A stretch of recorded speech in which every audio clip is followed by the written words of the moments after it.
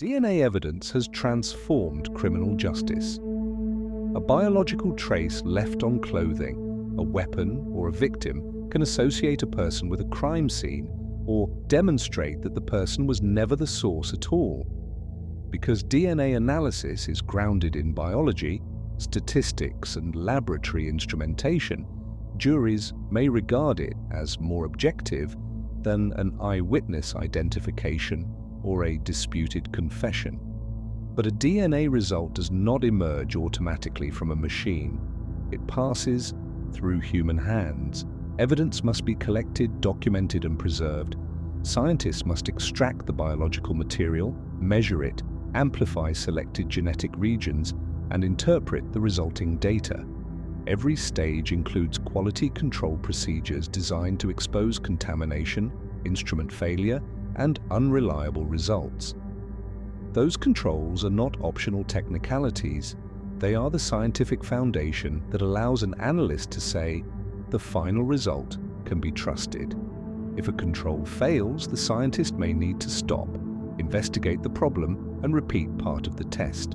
And that is what made the events inside the Colorado Bureau of Investigation Laboratory so serious.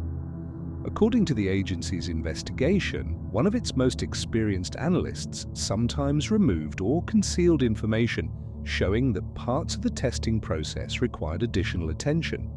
The scandal was therefore not based on proof that DNA itself had lied. It was based on evidence that the system responsible for protecting DNA's reliability had been manipulated. Yvonne Woods joined the Colorado Bureau of Investigation in 1994. Over the next 29 years, she became an experienced forensic scientist whose work was used in criminal investigations throughout Colorado.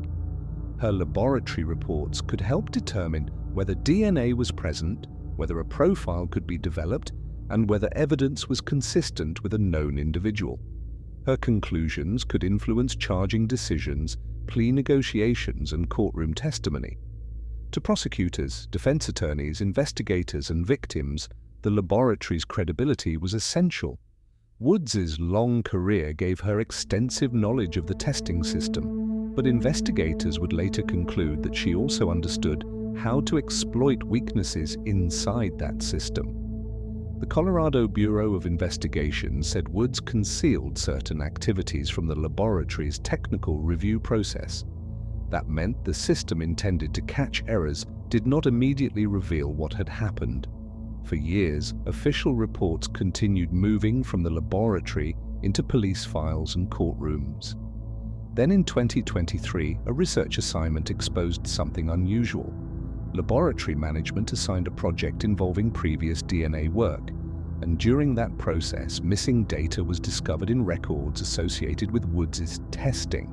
This was not simply a spelling error or an incomplete administrative form. The anomaly raised serious questions about whether information generated during the testing process had been properly preserved, and the Colorado Bureau of Investigation immediately began examining additional cases.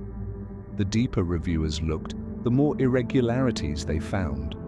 Woods was placed on administrative leave on October 3, 2023.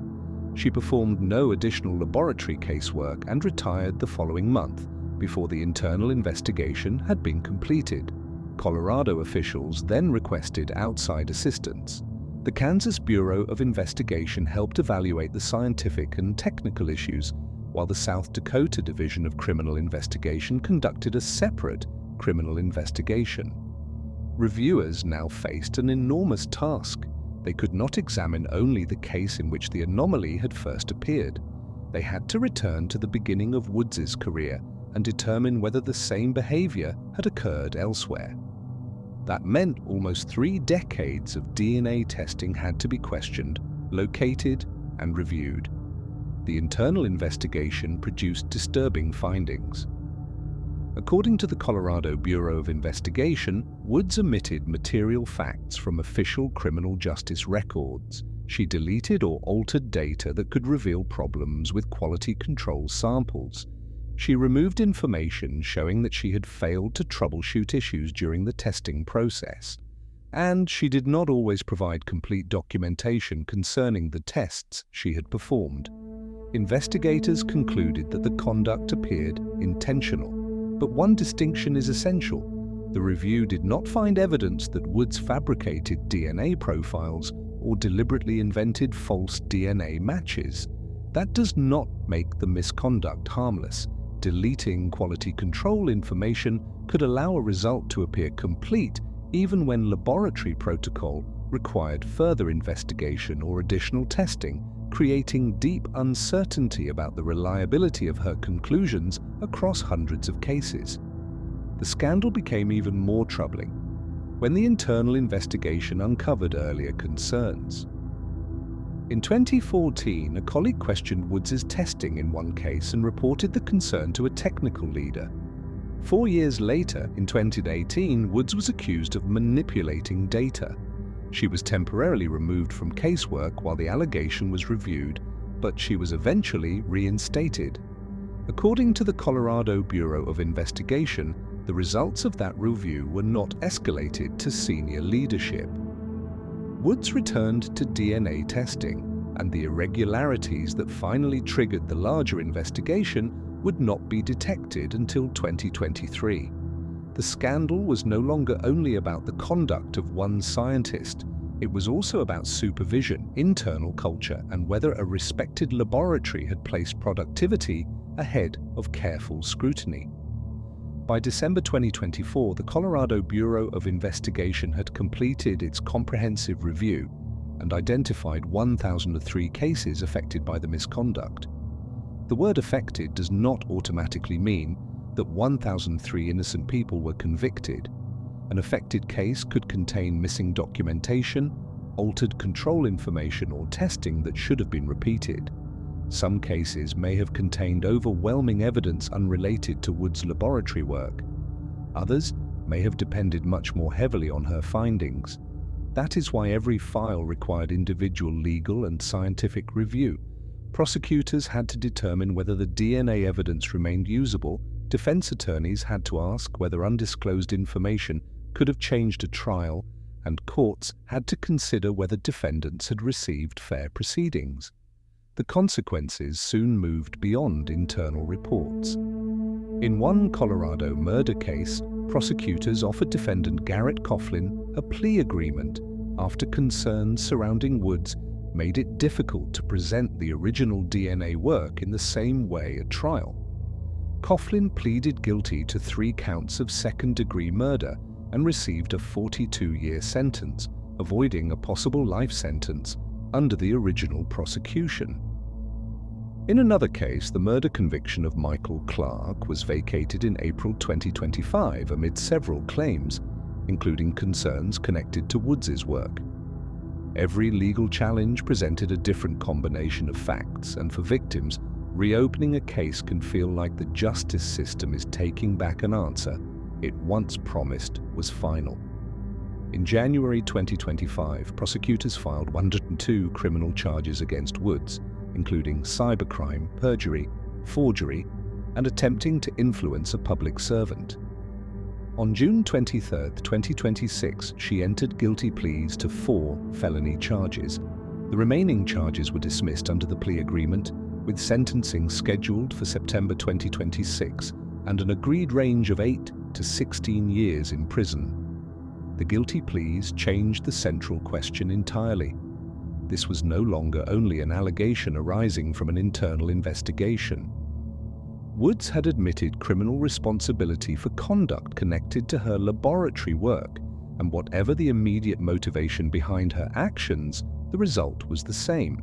Scientific safeguards were bypassed, and public trust across an entire forensic system was deeply and irreparably damaged. So can DNA lie? The molecule itself does not possess intention, but evidence can be contaminated, samples can be mixed, statistical results can be misunderstood, records can be incomplete, and human beings can ignore procedures designed to expose uncertainty.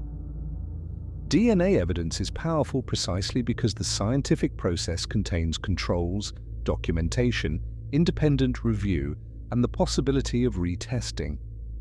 remove those protections, and a result may still look authoritative while concealing unanswered questions. The Colorado scandal does not prove that forensic DNA is generally unreliable. It demonstrates the opposite lesson. Reliability depends on strict procedures being followed every time, even when those procedures slow the laboratory down. In July 2025, an independent assessment of Colorado's forensic services identified historical deficiencies involving accountability, internal culture, productivity pressures, and crisis response. The laboratory retained its national accreditation, but accreditation alone could not undo the damage. Trust would have to be restored one reviewed case, one retested sample, and one transparent explanation at a time. Woods spent nearly 30 years working as a forensic DNA scientist. A 2023 review discovered missing information in her testing records, and the agency ultimately identified 1,003 affected cases. In June 2026, Woods pleaded guilty to 4 felonies. What remains unknown is the complete human cost. How many verdicts will remain unchanged after retesting? How many cases will return to court? DNA may not lie, but a laboratory report can become deeply misleading when the safeguards behind it are ignored, and every person touched by this scandal, victim and defendant alike, deserves a clear and honest answer.